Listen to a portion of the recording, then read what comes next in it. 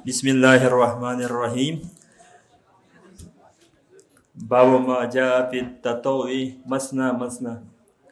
قال محمد ويذكر ذلك عن عمار وأبي ذر وأنس وجابر بن زيد وإكرمة وزهري رضي الله عنهم. وقال يحيى بن سعيد الأنصاري ما أدركت فقهاء أرضنا إلا يسلمون في كل اثنتين من النهار.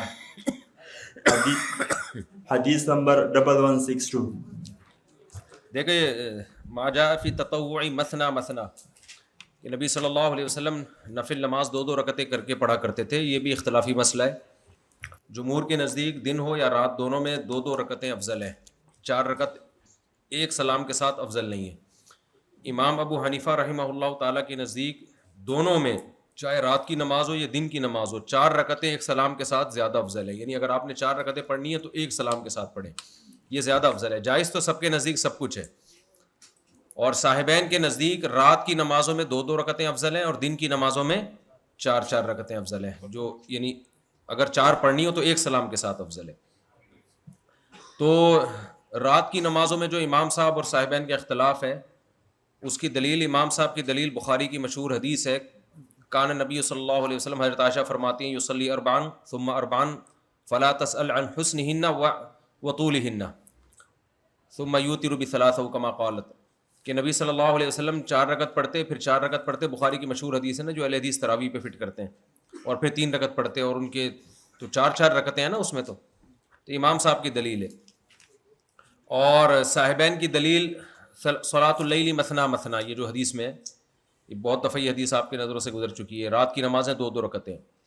تو اس میں فتویٰ جو حناف نے دیا وہ صاحبین کے قول پہ ہی دیا ہے, تو یہ جمہور کا قول ہے. اور جو حدیث میں آتا ہے کہ اربعان ثم اربعان, یہ بیان جواز پر معمول ہے, کیونکہ عام احادیث ہمیں ملتی ہیں وہ یہی ہیں کہ 2 رکعتیں کر کے ہی نبی صلی اللہ علیہ وسلم نے رات کے نوافل پڑھے. تو اس لیے اگرچہ امام صاحب کا قول ہے 4 رکعتیں, لیکن فقہ حنفی میں فتویٰ کس پہ دیا گیا ہے, اس پہ صاحبین کے قول پہ, حدیث کے ظاہر کی وجہ سے. باقی امام صاحب کی جو دلیل ہے وہ اگر آپ کہیں بھی وہ 2 رکعتوں والی حدیث کا پھر کیا جواب ہے امام صاحب کی نظر میں, تو امام صاحب کی نظر میں اس کا جواب یہ ہو سکتا ہے کہ 2 رکعتیں بھی حدیث میں پڑھنا ثابت ہیں اور 4 رکعتیں بھی ایک سلام کے ساتھ پڑھنا ثابت ہیں. تو عقلی دلیل ہو سکتی ہے وجہ ترجیح کی, وہ یہ کہ جیسے حدیث میں آتا ہے نا, نبی صلی اللہ علیہ وسلم نے فرمایا کہ اللہ تعالیٰ کو احرام کی حالت بہت پسند ہے نا. تبھی آپ کو پتہ ہے حج قران کی افضلیت کی ایک وجہ یہ بیان کی جاتی ہے, اس میں احرام بہت لمبا ہو جاتا ہے. آج کل جو حاجیوں کو جلدی سے احرام اتارنے کی فکر ہوتی ہے نا, تو احرام کی حالت میں جتنا رہیں گے اللہ تعالیٰ کے محبوب بنیں گے. تو اسی طرح تکبیر تحریمہ جتنی لمبی ہو جائے گی تسلیم کے ذریعے, تو آپ تک اس احرام کی جو نماز کا احرام ہے اس کی پابندیوں سے نکل جاتے ہیں نا. تو جتنی لمبی تکبیر یعنی تسلیم میں جتنی زیادہ تاخیر ہوگی اتنی دیر آپ نماز کی کنڈیشن میں رہیں گے. تو یہ طول خود مقصود ہے. تو اس لیے امام صاحب کا قول بھی دلیل کے لحاظ سے کمزور نہیں ہے, لیکن فتویٰ صاحبین کے قول پر ہے. بہرحال اختیار ہے کہ آپ 4 رکعتیں کر کے پڑھیں یا 2 رکعتیں کر کے پڑھیں, آپ کے لیے ہر طرح سے جائز ہے. آگے چلو بھائی. بالسند المتصل الإمام الحافظ الحجة أمير المؤمنين في الحديث أبي عبد الله محمد بن إسماعيل بن إبراهيم الجعفي البخاري رحمه الله تعالى. وبه قال حدثنا قتيبة قال حدثنا عبد الرحمن بن أبي موالي عن محمد بن المنكدر عن جابر بن عبد الله رضي الله عنهما قال كان رسول الله صلى الله عليه وآله وسلم يعلمنا الاستخارة. يعلمنا الاستخارة کون سا عربی ہے بھائی؟ جلدی صحیح عبارت پڑھیں. يعلمنا الاستخارة. نہیں یار, يعلمنا الاستخارة تو کچھ بنتا ہی نہیں ہے نا. يعلمنا الاستخارة في الأمور. نہیں بھائی, صحیح عبارت پڑھو ورنہ نہیں پڑھو. يعلمنا استخارة. نہیں, کوئی اور بتائے. يعلمنا يعلمنا الاستخارة. الاستخارة. يعلمنا الاستخارة. چلیں في الأمور كلها كما يعلمنا التقاء السورة. ساکنین ہوگا نا, يعلمنا الاستخارة, اصل میں الف گر گیا تو لام بھی ساکن, تو لام پہ جب کسرہ آئے گا تو پھر جو پہلے والا الف گرایا تھا وہ واپس لوٹ آئے گا, بلکہ وہ گرے گا ہی نہیں کیونکہ اگلا حرف متحرک ہے. چلیں. يعلمنا السورة من القرآن يقول إذا هم أحدكم بالأمر نبی ہمیں فليرقى. استخارہ سکھاتے تھے. جابر عبداللہ کہتے ہیں جیسے قرآن کی سورت سکھاتے تھے. تو قرآن کی سورت سکھانے کا مطلب یہ ہے کہ استخارے کے الفاظ یہ اسپیسیفک الفاظ ہیں, اس میں اپنی طرف سے آپ کو رد و بدل کی اجازت نہیں ہے. دعا میں تو آپ کوئی بھی الفاظ سے دعا مانگ سکتے ہو, لیکن استخارے کی جب دعا مانگو گے تو نبی ایسے سکھاتے ہیں جیسے قرآن کیا ہے, تو اس میں تبدیلی نہیں ہو سکتی. تو استخارے کے ان الفاظ میں بھی چینجنگ نہیں ہو سکتی. انہی الفاظ کے ساتھ دعا مانگیں گے تو استخارہ ہوگا. چلو بھائی. بالأمر فليرقى ركعتين من غير الفريضة ثم ليقول اللهم إني امام بخاری کا مقصد استخارہ لانا نہیں ہے, تو استخارے کا باب تو الگ امام بخاری نے باندھا ہے. ابھی تو یہ کہ دن میں نبی نے 2 رکعتیں پڑھی ہیں, ابھی تو صرف اس کی دلیل آ رہی ہے. تو ہم بھی اس کے جواز کے قائل ہیں. 2 رکعتیں کیا ہے, 2 رکعت پڑھتے ہیں, ساری دنیا پڑھتی ہے, جب چاہو پڑھ لو آپ.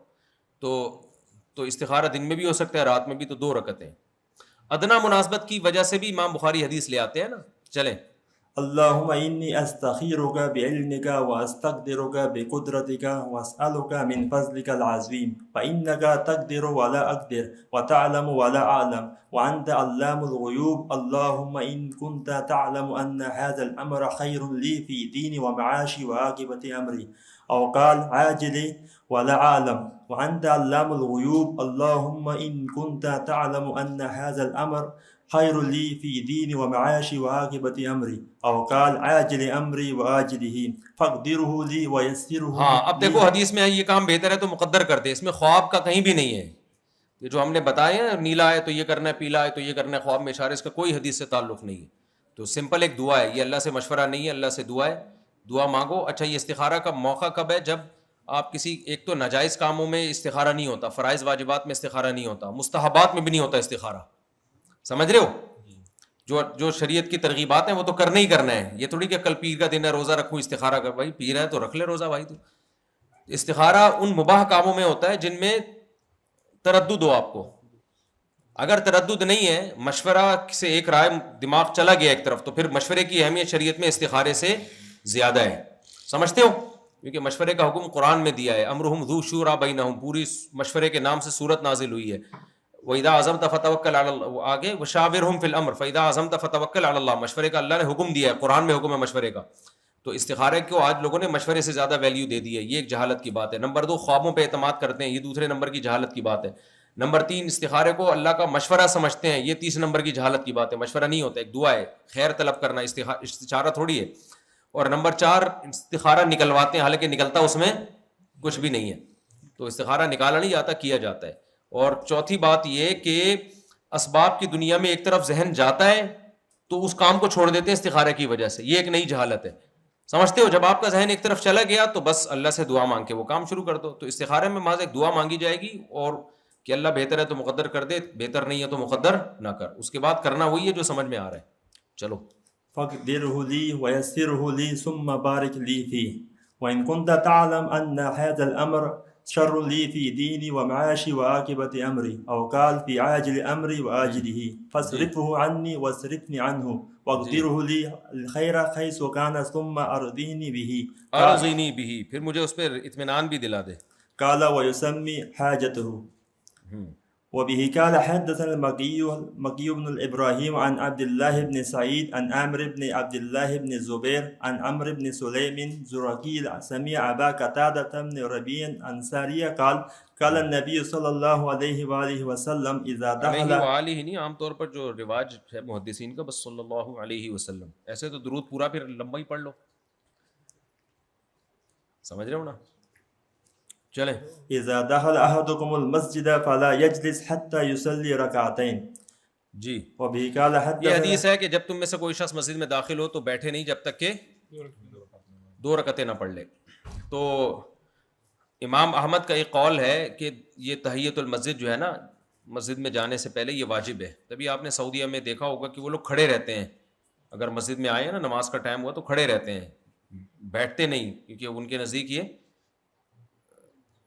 واجب ہے. لیکن جمہور کے نزدیک تحیۃ المسجد سنت ہے, واجب نہیں ہے. اور احناف کے نزدیک ایک دفعہ تو سنت مؤکدہ ہے, اور جب بار بار مسجد میں جانا ہو تو پھر غیر مؤکدہ ہے, کیونکہ تاکید ہے اس کی حدیث میں. ایک صحابی کو نبی نے فرمایا قم, ابو ہریرہ آ کے بیٹھے تو آپ نے ان کو کھڑا کیا, فرمایا 2 رکعتیں پڑھو. تو اس سے سنت یعنی تاکید کا پتہ چلتا ہے. باقی واجب کیوں نہیں ہے جمہور کے نزدیک، شوافع، مالکیہ اور حنفیہ کے نزدیک؟ اس کی وجہ یہی ہے کہ نبی صلی اللہ علیہ وسلم سے 5 نمازوں کی فرضیت منقول ہے، تو 5 نمازوں کے علاوہ کوئی اور نماز لازم نہیں ہے. وطر کے وجوب کا تو ہم نے قول اس لیے کیا کہ وہ حدیث سے زادکم صلاۃ علی وہی الوتر من لم یوتر فلیس منا، اس کی تو بہت زیادہ تاکید ہے. اور حضرت علی سے منقول لا ینبغی لاحد ان یترکہ، کسی کے لیے جائز نہیں ہے کہ وطر کو ترک کر دے وہ. لیکن تحیۃ المسجد کے اس طرح کے دلائل نہیں ہیں، تو اس لیے وہ جو نماز کی فرضیت کے جو دلائل ہیں نا 5 نمازوں کی، وہ قطعی ہیں، تو ان پر اضافہ ضمنی دلیل کے ذریعے نہیں ہو سکتا. تو یہ جو احادیث ہیں جن میں آتا ہے کہ لا یجلس حتی یصلی رکعتین، یا اس طرح آپ نے حضرت ابو ہریرہ کو کھڑا کیا، فرمایا 2 رکعتیں پڑھو، تو یہ شدت تاکید پر محمول ہیں، شدت استحباب پر محمول ہیں. بعض مستحب کاموں پہ ابھارنے کے لیے نبی صلی اللہ علیہ وسلم نے بہت زیادہ تاکید کی ہے. تو اس لیے احناف نے جو اعتدال والی رائے اختیار کی کہ نہ وجوب کا قول کیا اور نہ عام نوافل کی طرح، بلکہ ان حدیث کے پیش نظر سنت مؤکدہ کا قول کیا کہ سنت مؤکدہ بہرحال ضرور ہے، لیکن بعض دفعہ مسجد میں بار بار آنا جانا ہوتا ہے تو پھر سنت مؤکدہ قرار دینے میں حرج ہے. تو پہلی دفعہ میں سنت مؤکدہ ہے، اور بار بار اگر آنا جانا ہو تو پھر جتنی دفعہ پڑھو اچھا ہے، پھر سنت مؤکدہ نہیں رہتی، پھر مستحب رہتی ہے. اچھا، تحیۃ المسجد اور تحیۃ الوضو ان نمازوں میں سے ہے جن میں تداخل ہو جاتا ہے. اگر فرض نماز کھڑی ہوئی ہے تو آپ نے آتے ہی مسجد میں نیت باندھ لی فرض کی نیت سے، اور دل میں تحیۃ المسجد کی نیت بھی کر لی، تحیۃ الوضو کی، تو بھی دونوں نیتیں ٹھیک ہو جائیں گی. وجہ اس کی ہے کہ تحیۃ المسجد کا بنیادی مقصد ہے مسجد کا ادب، کہ جب آپ اللہ کے گھر میں آئے ہو تو عبادت سے کام کی ابتدا کرو، تو وہ فرض نماز سے بھی ہو جاتی ہے، تو اس لیے اس میں بھی تحیۃ المسجد کی نیت جائز ہے. سمجھتے ہو کہ نہیں سمجھتے ہو؟ دوسری بات یہ، دوسرا اختلافی مسئلہ یہ ہے کہ تحیۃ المسجد جو ہے، جب آپ مسجد میں داخل ہوئے اگر بیٹھ گئے تو کیا اب تحیۃ المسجد کا وقت ختم ہو گیا؟ تو شوافع اور حنابلہ کے نزدیک اگر آپ بیٹھ گئے تو پھر تحیۃ المسجد فوت ہو گئی، اب آپ پڑھیں گے تو تحیۃ المسجد کا ثواب نہیں ملے گا. لیکن احناف کہتے ہیں چونکہ یہ نوافل میں سے ہے، نوافل کا مطلب فرائض واجبات میں سے نہیں ہے، جیسے کہ شوافع بھی اس بات کو مانتے ہیں، تو نوافل میں توسع ہوتا ہے، سمجھ رہے ہو؟ تو اگر بیٹھ گئے ہو تو کوئی بات نہیں، دوبارہ پڑھ لو. بہتر تو یہی ہے کہ بغیر بیٹھے پڑھی جائے، لیکن اگر کوئی بیٹھ گیا ہے تو جیسے ابو ہریرہ کی حدیث میں تو ان کو نبی نے کھڑے کیا نا، اور فرمایا کہ قم فصلی. چلے. وبه قال حدثنا عبد الله بن يوسف وقال أخبرنا مالك عن إسحاق بن عبد الله بن أبي طلحة عن أنس بن مالك رضي الله عنه قال صلى لنا رسول الله صلى الله عليه وسلم ركعتين ثم انصرف. وبه قال حدثنا يحيى بن بكير قال حدثنا ليس عن أكيل عن ابن شهاب قال أخبرني سالم عن عبد الله بن عمر رضي الله عنه قال صليت مع رسول الله صلی اللہ علیہ وسلم رکعتین قبل الظہر ورکعتین بعد الظہر. عبداللہ بن عمر فرماتے ہیں کہ میں نے نبی کے ساتھ ظہر سے پہلے 2 رکعتیں پڑھی، ظہر کے بعد 2 رکعتیں پڑھی. چلیں آگے. ورکعتین بعد الجمعہ، 2 رکعتیں جمعے کی نماز کے بعد پڑھی. ورکعتین بعد المغرب، اور 2 رکعتیں مغرب کے بعد پڑھی. ورکعتین بعد العشاء، اور عشاء کے بعد بھی 2 رکعتیں پڑھی. اب اس حدیث سے پتہ چلتا ہے کہ جو سنت مؤکدہ ہے نا، وہ ظہر سے پہلے بھی 2 رکعتیں ہیں اور جمعے کے بعد بھی 2 رکعتیں. یہ احناف کے مذہب کے خلاف جاری ہے یہ حدیث، کیونکہ احناف اس کے قائل ہیں کہ ظہر سے پہلے بھی 4 سنتیں ہیں اور جمعے کے بعد بھی 4 سنتیں، اور ایک قول 6 سنتوں کا. تو یہ خوب سمجھ لیں کہ صرف عبداللہ بن عمر سے ہی منقول ہے کہ ظہر سے پہلے آپ نے 2 رکعتیں پڑھی ہیں.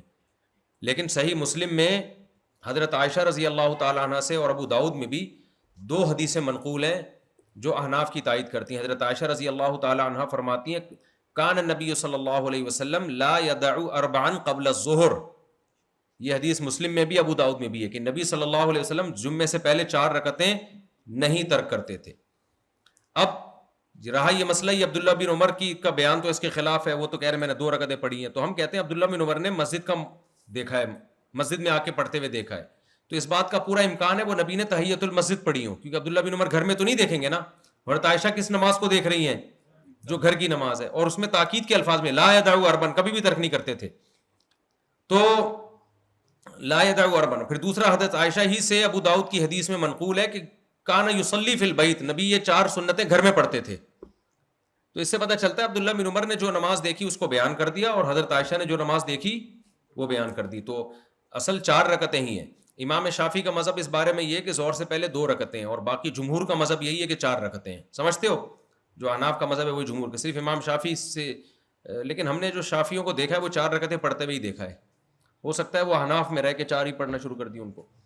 تو حضرت عائشہ رضی اللہ تعالیٰ عنہ حدیث کی بیس پہ ظہر سے پہلے ہمارے نزدیک 4 سنتیں موقع ہیں. ویسے یہ جو ابحاث ہے نا یہ اس موقع کی نہیں ہے, یہ تو جب سنن رواتب کا بیان ہوگا نا تو وہاں پر یہ اس کی ابحاث ہیں. یہاں تو امام بخاری صرف یہ حدیث اس لیے لے کر آ رہے ہیں کہ دن کے وقت 2 رکعتیں پڑھنا بھی جائز ہے, ثابت ہے. تو 2 رکعتیں پڑھنا تو ثابت ہے, البتہ سنت موقدہ کا اس سے تعلق نہیں ہے, وہ 4 سنتیں.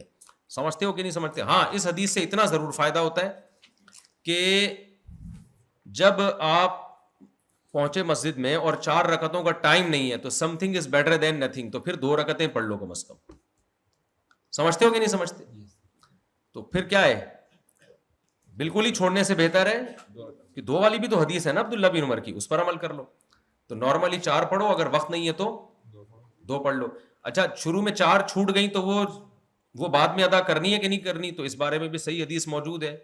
احناف میں اس میں اختلاف ہے. جمہور احناف کے اس کے قائل ہیں کہ اگر پہلے 4 رکعتیں چھوٹ گئی ہیں تو وہ بعد میں بھی سنت موقدہ ہی رہیں گی, کیونکہ وقت تو موجود ہے نا, سنت وقت کے اندر اندر پڑھی جاتی ہے. بعض احناف اس کے قائل ہیں کہ پہلے چھوٹ گئیں تو اب وہ بعد میں پڑھو گے, نوافل ہوں گی, سنت موقدہ نہیں ہوگی. لیکن جو راجح قول ہے, فتویٰ اسی پر ہے کہ اگر 4 سنتیں پہلے چھوٹ گئی ہیں تو وہ بعد میں بھی 4 سنتیں موقدہ ہی رہتی ہیں, وہ پڑھنی چاہیے. اور اس پر حضرت عائشہ کی صحیح حدیث موجود ہے کہ نبی صلی اللہ علیہ وسلم سے ظہر سے پہلے اگر 4 رکعتیں چھوٹ جاتی تو آپ ظہر کی نماز کے بعد پڑھا کرتے تھے. پھر اس میں اختلاف ہے کہ ظہر کی نماز کے بعد 4 سنتیں جب آپ پڑھیں گے تو 2 سنتیں ظہر والی پہلے پڑھیں گے یا 4 جو آپ سے چھوٹی ہیں وہ پہلے پڑھیں گے. اب اس میں بھی احناف کی دونوں رائے ہیں, بعض نے اس کو ترجیح دی, بعض نے اس کو ترجیح دی. بعض نے کہا 2 سنتیں پہلے پڑھیں گے, ان کی دلیل یہ ہے کہ بھائی جو ان سنتوں کا تو ٹائم وہی ہے نا کہ فرض کے پاس پڑھی جائیں. ایک تو اپنے ٹائم سے ڈیلے ہو ہی گئی ہے, ایک سنت تو اپنے ٹائم سے ڈیلے ہو گئی ہے, تو اب اس کو بعد میں رکھو, 2 سنتوں کو پہلے پڑھ لو. اور بعض حضرات اس کے قائل ہیں کہ نہیں, جو ڈیلے ہو گئی ہے اس کو مزید ڈیلے کرنا اور زیادہ زیادتی ہے, اور جو 2 سنتیں آپ سے ڈیلے نہیں ہوئی ہیں وہ تو ان کا تو ٹائم ہے, ابھی کافی دیر تک ٹائم رہے گا. دونوں قول ہیں. ہمارے شیخ حضرت مفتی رشید احمد صاحب نے اس کو ترجیح دی ہے کہ 2 سنتیں پہلے پڑھ لے, 4 سنتیں بعد میں پڑھ لے, تاکہ وہ ترتیب جو پہلے سے وہ ساقط نہ ہو. بہرحال اس میں اختیار ہے, جو چاہے کرو, پہلے پڑھ لو بس, یہ کافی ہے. باقی جمعے کی نماز کے بعد جو 2 رکعتیں عبداللہ بن عمر نے بیان کی, تو جمعے کی نماز کے بعد 2 رکعتوں, یہ حضرت یعنی عبداللہ بن مسعود, حضرت علی رضی اللہ تعالی عنہ سے ثابت ہے کہ جمعے کی نماز کے بعد 6 رکعتوں کا, حضرت علی سے ثابت ہے مصنف ابن شیبہ میں کہ 6 رکعتوں کا حکم دیا کرتے تھے. آپ کو پتہ ہے احناف کا جو فقہ ہے نا, اس میں امام ابو حنیفہ نے حضرت علی اور عبداللہ بن مسعود کے اقوال اور ان کے فتووں کو بہت زیادہ ویلیو دی ہے, کیونکہ کوفہ میں تھے نا, اور کوفہ دارالخلافہ بن چکا تھا. کوفہ کیا تھا بھائی, دارالخلافہ بن چکا تھا, اور وہاں 1400 صحابہ نے ہجرت کی تھی, اور وہ سارے اصحاب علم تھے. تو یہاں امام ابو حنیفہ نے ابراہیم نخعی کے قول کو, کہ حضرت ابو بکر, حضرت عمر رضی اللہ تعالیٰ عنہما سے بھی ابراہیم نخعی نے نقل کیا کہ یہ لوگ جمعے کی نماز کے بعد 4 رکعتیں پڑھا کرتے تھے. تو اس بیس پہ احناف نے جمعے کی نماز کے بعد 4 سنتوں کو ترجیح دی ہے. اور یہ جو عبداللہ بن عمر کی حدیث ہے کہ جمعے کے بعد 2 رکعتیں پڑھی ہیں, ممکن ہے مسجد میں پڑھی ہوں اور پھر گھر جا کر آپ نے 4 سنتیں پڑھی ہوں. وجہ اس کی ہے کہ خلفائے راشدین جو تھے نا, وہ نبی کی سنت کو زیادہ سمجھنے والے تھے, اور خلفائے راشدین کا علم بھی عبداللہ بن عمر سے زیادہ تھا. تو اب عبداللہ بن مسعود سے بھی 4 رکعتیں, یعنی 4 اور 6, یہ جو خلفائے راشدین ہو گئے, ابو بکر عمر ہو گئے, خلفائے راشدین نہیں, حضرت ابو بکر عمر ہو گئے, حضرت علی ہو گئے, اور عبداللہ بن مسعود ہو گئے. ان چاروں سے جمعے کی نماز کے بعد 4 اور 6 سنتیں پڑھنا ثابت ہے. سمجھ میں آ رہی ہے بات؟ 4 اور 6 سنتیں. جنہوں نے 6 سنتوں کا قول کیا, انہوں نے کیوں قول کیا؟ وہ صاحبین کا مذہب ہے 6 سنتیں.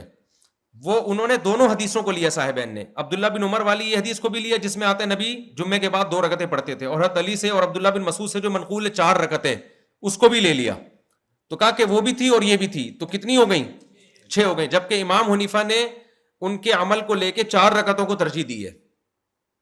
اصل میں یہ بحث آپ پوری پڑھیں گے جب جمعے کی سنتوں کا بیان ہوگا نا, وہاں ڈیٹیل سے پڑھیں گے. میں تو خلاصے کے طور پر بیان کر رہا ہوں, کیونکہ یہ امام بخاری کا اصل یہ باب ابھی ہے نہیں. یہ باب جو جس کام کے لیے چلایا ہے نا امام بخاری نے, وہ یہ ٹاپک نہیں ہے. اصل تو ان کا یہ کہ دن میں 2 رکعتیں نبی نے پڑھی ہیں, ورنہ یہ پوری ڈیٹیل آپ تفصیل پڑھیں گے بخاری کے اس باب میں جہاں سنتوں کا بیان ہوگا. ابھی تو میں آپ کو خلاصے کے طور پہ بیان کر رہا ہوں کہ ایک خاکہ رہے آپ کے ذہن میں.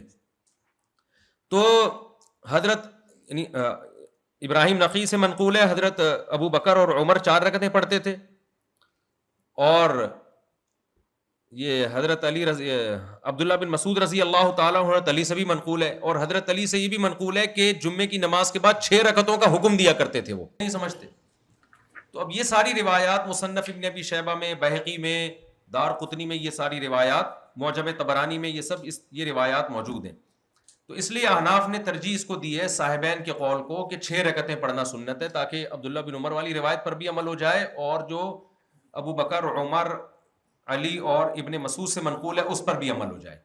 تو احناف کے ہاں جو اصل مفتابی قول ہے وہ صاحبین کا قول ہے. امام صاحب کے قول کو یہاں پر بھی احناف نے چھوڑا ہے کہ جمعے کے بعد 6 رکعتیں سنت موقدہ ہے. لیکن ہمارے ہی بعض مشائخ نے 4 رکعتوں پر بھی فتویٰ دیا ہے، جیسے ہمارے شیخ حضرت مفتی رشید احمد صاحب نے جو فتویٰ دیا ہے وہ 4 رکعتوں کے سنت موقدہ ہونے پر دیا ہے. وجہ ترجیح اس کی یہ ہے کہ آج کل لوگوں میں تھکاوٹ ہوتی ہے، اور جمعے کی نماز بھی بیان ہوتا ہے، پھر خطبہ ہوتا ہے، تو دونوں قول جب ملتے ہیں نا تو بعض دفعہ تیسیراً بھی کسی قول پہ فتویٰ دے دیا جاتا ہے. سمجھتے ہو کہ نہیں سمجھتے؟ تو تیسیراً بھی فتویٰ دے دیا جاتا ہے نا، جس میں آسانی زیادہ ہوتی ہے. اب یہ کوئی فرض واجب تو نماز ہے نہیں، نفس صلاۃ تو وہ ویسے ہی، کیونکہ فقہا کا اس میں اختلاف ہے. بعض فقہا 2 سنت کے قائل ہیں، بعض 4 سنت کے قائل ہیں، بعض 6 سنت کے قائل ہیں.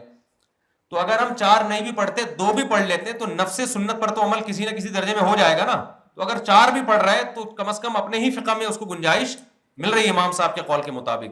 تو میرا طرز یہی ہے کہ میں جب لوگوں کو فتویٰ دیتا ہوں، یعنی بتاتا ہوں، تو پھر میں 4 رکعتوں کا ہی قول لیتا ہوں. سمجھتے ہو کہ نہیں سمجھتے؟ کیونکہ اس میں یسر ہے، اس میں آسانی ہے، ورنہ بہت زیادہ لمبی نماز ہو جاتی ہے اور لوگ بہت تھک جاتے ہیں تو لوگ عمل ہی نہیں کریں گے. تو احتیاط، کوئی بہت بڑا نیک صوفی پرہیزگار ہو اس کو بولو احتیاط اسی میں کہ 6 سنتیں پڑھ لو، اور جو ہم جیسے نالائق ہوں اور آپ جیسے ہیں، اور کیونکہ ہم سب ایک ہی جیسے ہیں، تو پھر فتویٰ یہ دیا جائے کہ بھائی یہ بھی قول ہے، اس پہ بھی عمل کیا جا سکتا ہے. وہ بھی بعض مشائخ نے اس کو بھی اختیار کیا کہ 4 سنت موقدہ. سمجھتے ہو؟ تو دونوں قول مارکیٹ میں چل رہے ہیں، اویلیبل ہیں. اور شوافع اور حنابلہ کے نزدیک تو ہیں اس حدیث کی بیس پہ 2 سنت موقدہ ہے، وہ بھی ٹھیک ہے، چلتا ہے. کون سا کوئی حلال حرام کا مسئلہ ہے. چلو بھائی. وبه قال حدثنا آدم وقال اخبرنا. مسئلہ یہ نہیں ہے کہ کس نے کس قول پہ فتویٰ دیا. مسئلہ آج کل کے جو اسکالرز آ رہے ہیں نا، ایک حدیث دیکھ کے دوسرے کو گمراہ قرار دینا اور تھوپنا. یہ جمعے کی سنتوں کے بارے میں آج کل کے اسکالرز کی آپ یوٹیوب پہ تقریریں سنیں، جب تک یہ لوگ اسلاف اور ائمہ مجتہدین اور احناف اور بر صغیر کے علماء پہ کیچڑ نہیں اچھالتے نا، اس وقت تک ان کا ایمان کامل نہیں ہوتے. سمجھتے ہیں انہی کے پاس ہے، باقی تو سب ایسی گھاس کھا رہے ہیں. چلو بھائی. وبه قال حدثنا آدم وقال اخبرنا شعبة وقال حدثنا عمرو بن دينار. حدثنا نہیں بھائی، حدثنا. حدثنا آدم وقال اخبرنا شعبة وقال حدثنا عمرو بن دينار قال حدثنا کا معنی ہم نے بیان کیا.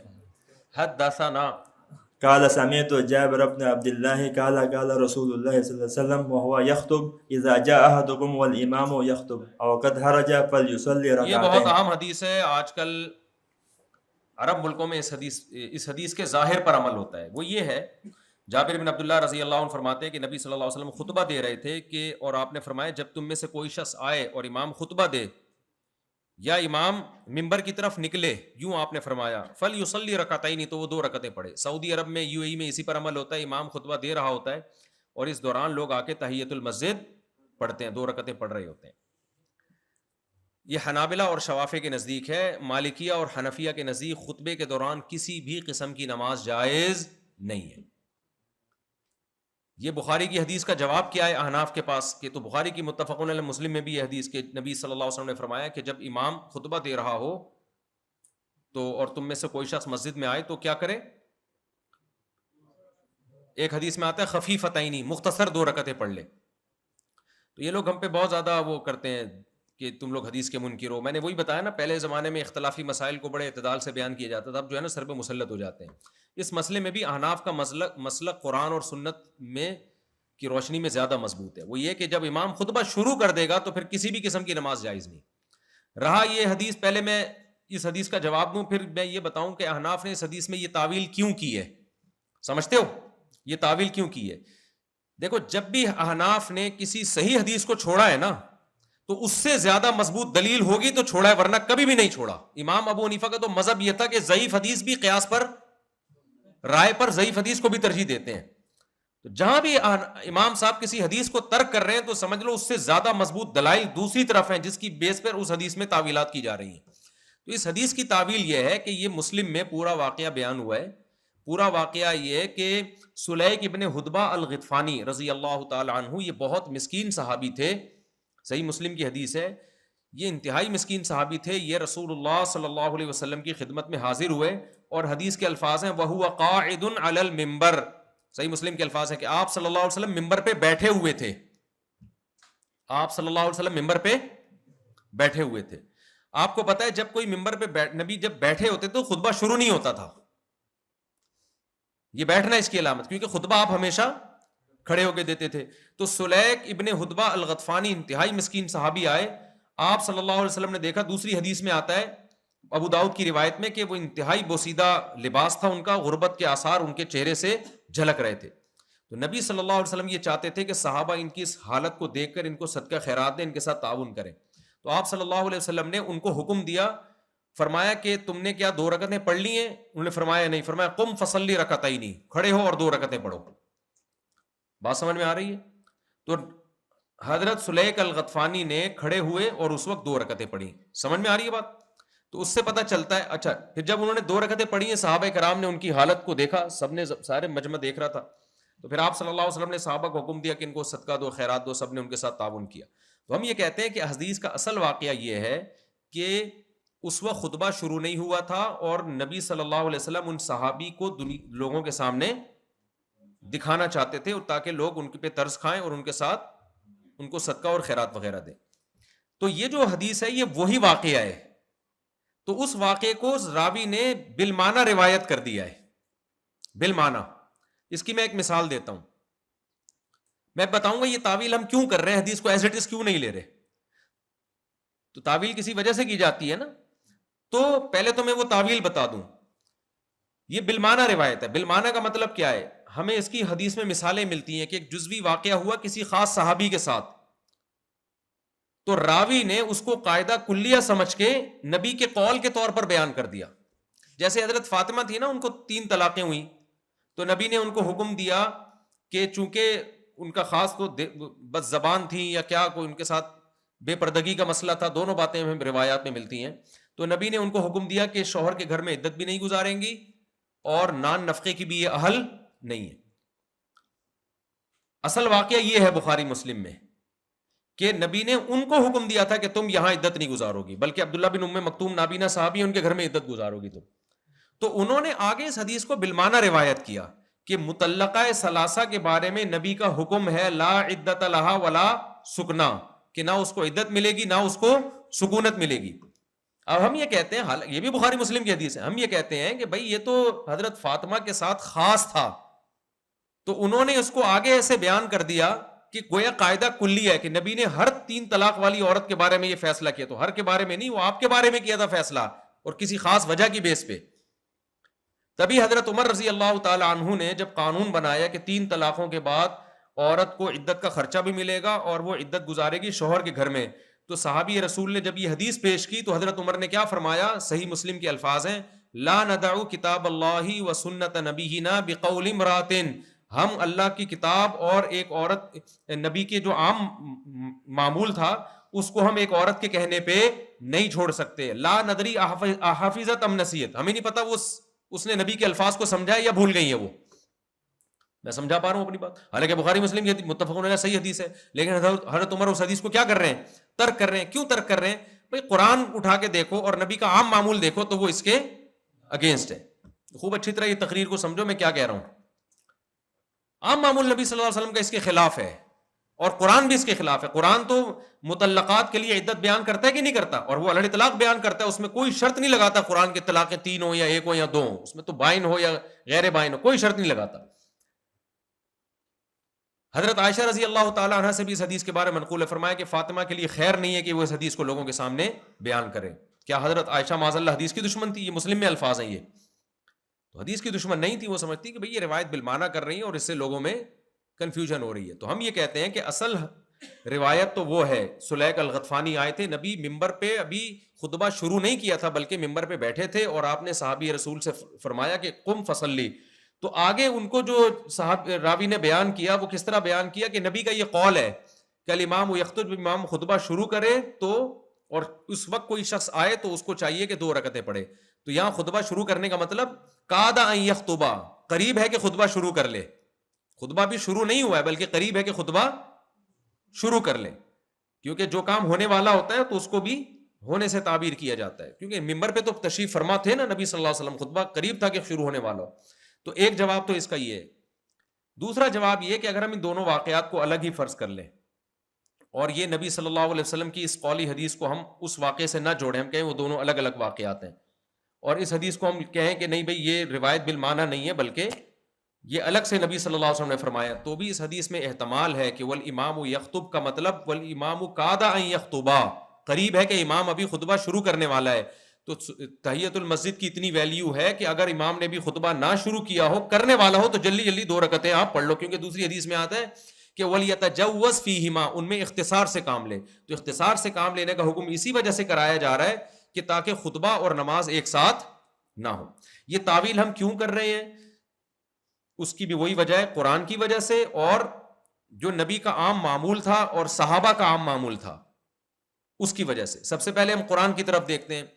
قرآن کہہ رہا ہے اذا قرئ القرآن فاستمعوا له وانصتوا لعلکم ترحمون، جب قرآن پڑھا جائے تو غور سے سنو. اس پر پوری امت کا اجماع ہے کہ یہ نماز کے بارے میں نازل ہوئی، اور بہت سے ائمہ اس کے قائل ہیں، خود امام شافعی بھی اس کے قائل ہیں کہ یہ جمعے کے خطبے کے بارے میں نازل ہوئی ہے. تو ہم کہتے ہیں دونوں کے بارے میں. جب بھی قرآن سنانے کی نیت سے پڑھا جائے گا تو وہ اس کا سننا کیا ہوگا؟ واجب ہوگا. تو خطبہ بھی اس میں داخل ہے.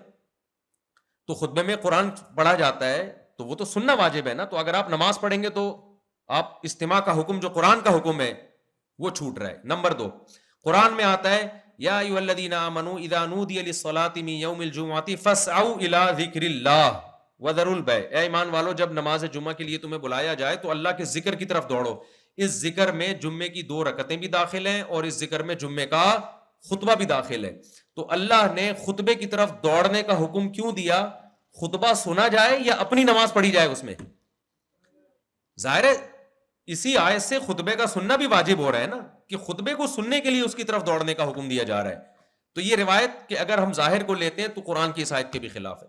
تیسری بات یہ کہ یہ معجم اوسط میں یہ روایت ہے، معجم طبرانی میں یہ روایت ہے کہ رسول اللہ صلی اللہ علیہ وسلم نے فرمایا کہ امام جب ممبر پہ بیٹھ جائے فلا صلاۃ ولا کلام، تو نہ کوئی نماز ہے اور نہ کوئی کلام.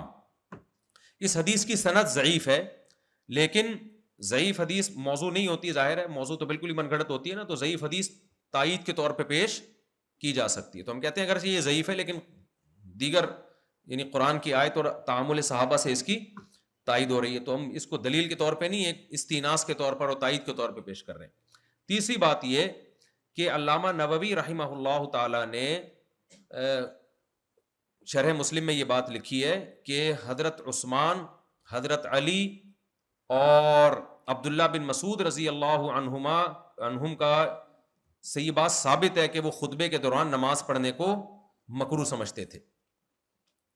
اور عبداللہ بن عباس اور عبداللہ بن عمر رضی اللہ عنہما، ان دونوں سے بھی خطبے کے دوران نماز پڑھنے کی کراہت منقول ہے مصنف ابن ابی شیبہ میں. تو کسی صحابی سے بھی ثابت نہیں ہے کہ انہوں نے خطبے کے دوران نماز پڑھنے کو سنت قرار دیا. پھر خود نبی صلی اللہ علیہ وسلم سے اس کے علاوہ کسی موقع پہ ثابت نہیں ہے کہ آپ نے خطبے کے دوران کسی کو نماز کا کہا ہو. حالانکہ آپ کو پتہ ہے جس چیز میں ابتلا زیادہ ہوتا ہے، عموم میں بلوا ہوتا ہے، اس میں ایک آدھ روایت نہیں ہوتی. جیسے آپ سعودی عرب جاتے ہیں نا تو آپ کو ہر تھوڑی دیر میں کوئی بندہ نظر آئے گا 2 رکعت پڑھتا ہوا، کیونکہ ابتلا بہت ہے نا، بہت سارے لوگ لیٹ پہنچتے ہیں.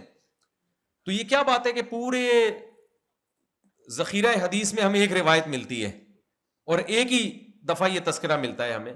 تو اگر یہ معمول یعنی ہوتا تو پھر اس میں بہت ساری روایات ہونی چاہیے تھی اور صحابہ کا عمل ہونا چاہیے تھا. صحیح مسلم میں صحابہ کا عمل کیا ثابت ہے؟ حضرت عمر رضی اللہ تعالیٰ عنہ خطبہ دے رہے تھے. صحیح مسلم میں امام طحاوی نے معانی الاثار میں بھی اس روایت کو ذکر کیا ہے احناف کی تائید میں کہ حضرت عمر رضی اللہ تعالیٰ عنہ خطبہ دے رہے تھے، حضرت عثمان دیر سے پہنچے. تو حضرت عمر نے خطبہ روک کے ان سے پوچھا کہ آپ کو تاخیر کیوں ہوئی؟ تو انہوں نے فرمایا کہ اذان جیسے ہوئی میں نے غسل کیا اور اپنا عذر پیش کیا. تو وہ تو ایسے ہی حدیث میں صراحت ہے کہ آ کے بیٹھ گئے تھے, انہوں نے تو 2 رکعتیں نہیں پڑھی, تو غسل بھی نہیں کیا, انہوں نے کہا کہ وضو کر کے آئے ہوں. تو حضرت عمر نے فرمایا کہ نبی صلی اللہ علیہ وسلم نے تو غسل کا حکم دیا ہے, تو آپ صرف وضو کر کے کیوں آئے ہو؟ اگر یہ 2 رکعتوں کا اس طرح نبی نے حکم دیا ہوتا تو حضرت عمر ان کو ٹوکتے, اور صحابہ میں معمول ہوتا ہے اس کا کہ بھائی جو دیر سے آئے گا پہلے 2 رکعتیں پڑھے گا. تو اس سے پتہ چلتا ہے کہ خلفائے راشدین کے دور میں بھی ان 2 رکعتوں کا رواج نہیں تھا. تو ان تمام روایات سے اس بات کی تائید ہوتی ہے کہ یہ حدیث اپنے ظاہر پر نہیں ہے. اور اگر نظر کے طور پر ہم دیکھتے ہیں نا, دلیل نظر کے طور پر, تو دلیل نظر کیا کہتی ہے؟ امام طحاوی کی تو عادت ہے نا آخر میں روایات کے بعد پھر وہ کہتے ہیں اس بارے میں رائے کیا کہتی ہے, عقل کیا کہتی ہے, کہ خطبے کی مشروعیت ہے ہی اس لیے تاکہ لوگ اس کو غور سے سنیں, اور اجتماعی کاموں میں انفرادی کاموں کی کوئی بھی حوصلہ افزائی نہیں کرتا.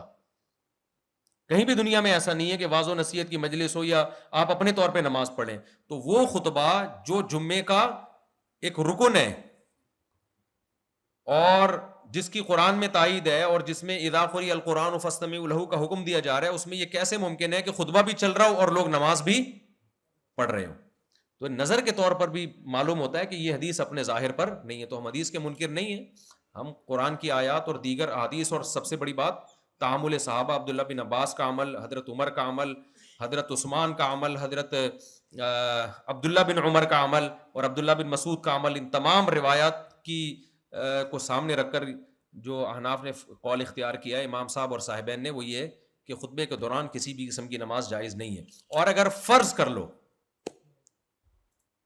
ابھی تو ٹائم ہو گیا, ٹائم لے آؤ, اور اگر فرض کر لو کہ وہ حدیث بالکل اپنے ظاہر پر ہی ہے کہ والامام یخطب فلیصلی رکعتین, کہ امام خطبہ دے رہا ہو تو 2 رکعتیں پڑھ لو, اس حدیث کو ہم اپنے ظاہر پر ہی رکھتے ہیں, سلیق غطفانی کے واقعے سے بھی اس کو منسلک نہیں کرتے, اور ہم اس کو جو ہے اذا یخطبو کو اذا قادا یخطبہ سے بھی معمول نہیں کرتے, بالکل ظاہر پر رکھتے ہیں. تو دونوں قسم کے دلائل آ جائیں گے ہمارے پاس, ایسا ہی ہوگا نا. کچھ دلائل سے پتہ چل رہا ہے کہ 2 رکعتیں پڑھنی چاہیے, کچھ دلائل سے پتہ چل رہا ہے نہیں پڑھنی چاہیے. تو آپ کو پتہ ہے جمہور تحیت المسجد کے وجوب کے قائل نہیں ہے, استحباب کے قائل ہے نا. تو زیادہ زیادہ یہ ہو جائے گا کہ آپ اگر اس حدیث کے ظاہر پر عمل کرتے ہو تو آپ یہ فتویٰ دو گے کہ 2 رکعتیں پڑھ لینی چاہیے, واجب تو کوئی بھی نہیں کہے گا نا اس کو. دوسری طرف خطبے کے سننے کے وجوب کے جو دلائل ہیں وہ وجوب پر کی دلیل ہیں, اس میں اگر آپ خطبہ نہیں سنتے, کسی کام میں مشغول ہوتے ہو تو گناہگار ہو رہے ہو. تو استحباب اور حرام گناہ دونوں میں جب ٹکراؤ ہوگا تو مبیح کو ترجیح ہوگی یا محرم کو ترجیح ہوگی؟ محرم کو, احتیاط والے پہلو کو ترجیح ہوگی. اس کی مثال ایسے ہے, آپ کے سامنے ایک لڈو رکھا ہوا ہے, آپ اگر اس لڈو کو کھائیں گے تو حکیم لوگ کہتے ہیں کہ بھئی وہ لڈو کھانے سے آپ کو طاقت آئے گی. ایک حکیم کہہ رہا ہے طاقت آئے گی, دوسرا کہہ رہا ہے بھائی مر بھی سکتے ہو سکتا ہے اس کے اندر زہر ہو. تو آپ طاقت والے پہلو کو ترجیح دو گے یا دفع مضرت کے بچنے والے پہلو کو ترجیح دو گے؟ آپ کہو گے بھائی طاقت تو اور بہت ساری چیزوں سے آ سکتی ہے. تو مستحب پر عمل تو اور بہت سارے ذرائع سے ہو سکتا ہے, لیکن اگر خطبے کے جو سننے کو جو چھوڑنے کا عمل ہے وہ جو کہ ناجائز عمل ہے, تو اس میں کیا ہوگا کہ احتیاط کا تقاضا بھی ہے کہ بھائی جہاں گناہ کا خطرہ ہے اور ایک طرف استحباب ہے تو گناہ سے بچنے والے پہلو کو ترجیح دی جائے. تو 2 طرح سے دلیل نظر کے اعتبار سے بھی احناف کا مذہب اس بارے میں راجع ہے. چلو بھائی, اگر کوئی شخص بخاری شریف کی حدیث کو بنیاد بنا کر جمعے کی نماز کے بعد 2 رکعتیں سننے ادا کرے تو بھائی بات یہ ہے کہ آپ یا تو محقق ہو یا مقلد ہو. تو جو محقق ہو تو مجتہد ہوتا ہے نا, مجتہد تو کسی کی تقلید نہیں کرتا, اور جو مذاہب اربعہ کے پیروکار ہیں انہوں نے تو التزام کیا ایک مذہب کو فالو کرنے کا, تو اس التزام کا تقاضا یہ کہ جو آپ کے مذہب میں مفتہ بھی قول ہے آپ اس پر عمل کریں. ہاں یہ ضرور ہے کہ آپ نے کبھی کسی دن ارادہ ہو 4 سنتیں مکمل چھوڑنے کا سستی کاہلی کی وجہ سے, تو پھر some thing is better than nothing, تو پھر آپ 4 کے بجائے کتنی پڑھ لیں؟ بخاری کی حدیث کی بیس پہ 2 رکعتیں پڑھ لیں. قبرستان بھر چکا ہے, زندگی میں اپنے لیے قبر کا انتظام کرنا کیسا ہے؟ جائز ہے, اگر کوئی حرج نہیں. اچھا بھائی یہ مناظرے ورادرے کا جو آپ نے پوچھا یہ اس کا مسئلہ اس کے ماموں کی بات ہے, ماموں سے پوچھو. یہ سوال کیا ہے؟ استاد جی کلاس کی ریکارڈنگ کی ویڈیوز کب اپلوڈ ہوں گی؟ عنقریب. جمع حقیقی اور سوری کی اصطلاح باقاعدہ حدیثوں کے اندر موجود ہے, امام کرام نے خود بنائی ہے. اصطلاح اصطلاحات حدیثوں میں نہیں ہوتی ہیں، اصطلاحات تو وضع کی جاتی ہیں بعد میں. البتہ جمع سوری یہ حدیثوں میں ہے. آگے بخاری میں بھی کل کے یا پرسوں کے سبق میں انشاءاللہ حدیث آئے گی کہ نبی نے کیسے جمع کیا ہے، ظہر کو مؤخر کیا اور عصر کو مقدم کیا. تو اگر اسی ٹائم پہ پڑھنا ہوتا تو ظہر کے ٹائم پہ ہی عصر بھی پڑھ لیتے آپ صلی اللہ علیہ وسلم، جیسے کہ ہمارے یہاں حدیث لوگ پڑھ رہے ہوتے ہیں. تو احناف کا مذہب اس بارے میں بہت زیادہ مضبوط ہے کہ سفر میں جو جمع سوری ہے وہ سوری ہے، حقیقی نہیں ہے. اس کے بحث جب آئے گی تو پھر انشاءاللہ اس پر ہم بات کریں گے. آپ کی 3 طلاق والی کتاب کب مکمل ہوگی تاکہ ہم آپ کی کتاب کو آپ کی بتائیں شرائط کو پرنٹ کر کے دیں؟ یار میں ابھی دیکھو ٹائم ہی نہیں مل رہا، میں جلدی سے اس کو آخری نظر دیکھنا ہے بس. استاد جی ابے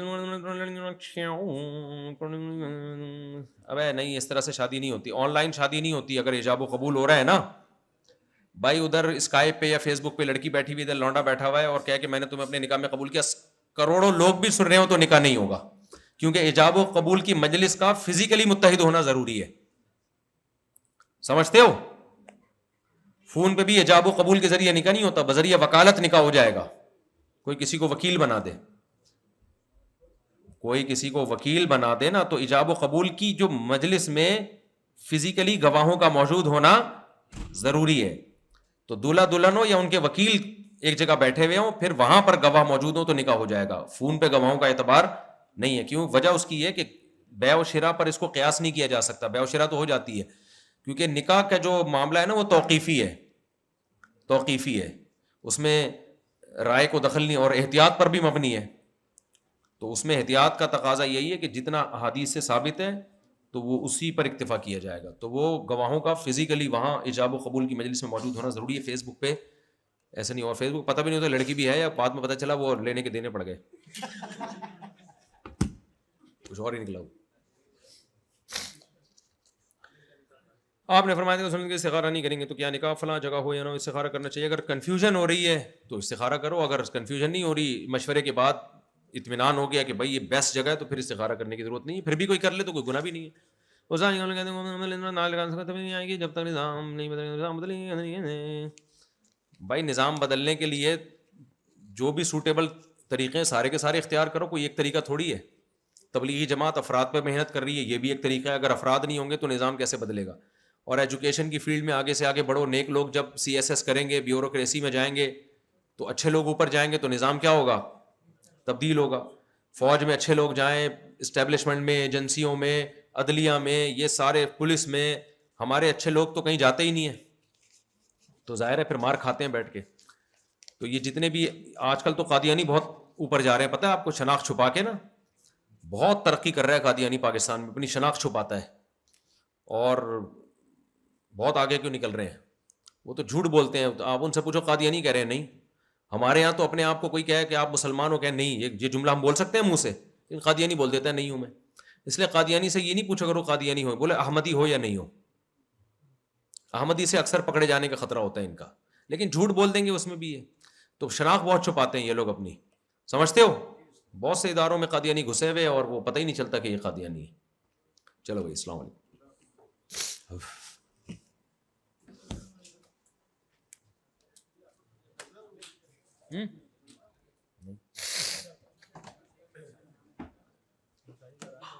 مسائل نہیں، ابھی تو میرا مشکوت کا گھنٹہ ہے، 12 بجے مسائل کراؤں گا. ہاں، مشکوت کا سبق ہے. مشکوت